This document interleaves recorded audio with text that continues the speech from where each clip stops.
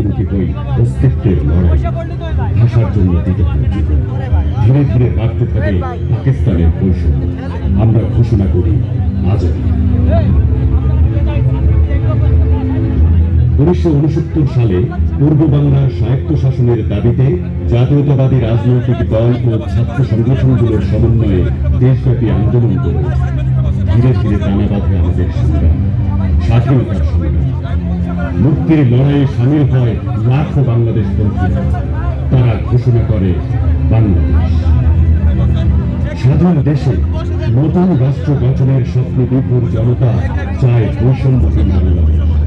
কিন্তু বাকশালী সরকার তৈরি করে অসম রাজনৈতিক ব্যবস্থা। আমরা আবারও ফ্যাসিবাদের শিকার হই।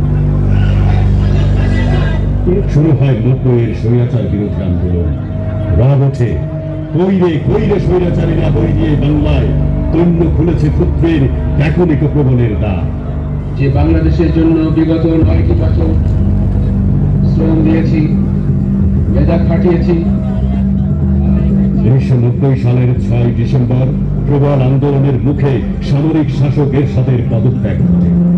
ক্ষমতা হস্তান্তরের দালিলিক ভিত্তি ছিল আন্দোলনরত 3 জোটে ঘোষিত রূপরেখা, যা সফল হতে দেওয়া হয় আসলে নয়া রাজনৈতিক বন্দোবস্ত।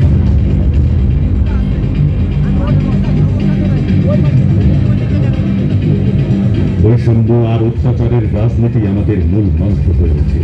তাই আবারও স্বৈরাচারী শেখ হাসিনাকে হটাতে বুকের তাজা রক্তে রাজপথ রঞ্জিত করতে হয় ছাত্র জনতাকে।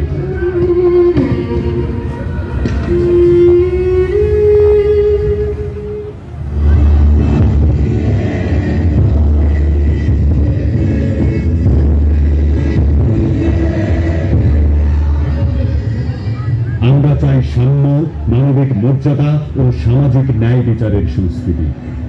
আমরা চাই নয়া রাজনৈতিক বন্দোবস্ত।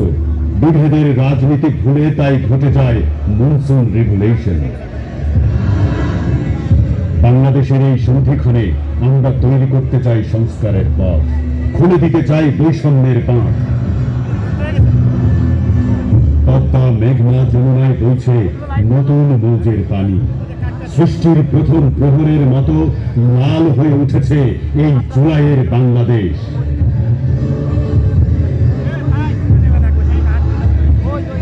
শহীদের রক্তের শপথ নিয়ে আগামীর বাংলাদেশ গড়তে রাজপথে আসছে নতুন রাজনৈতিক দল, জাতীয় নাগরিক পার্টি, ন্যাশনাল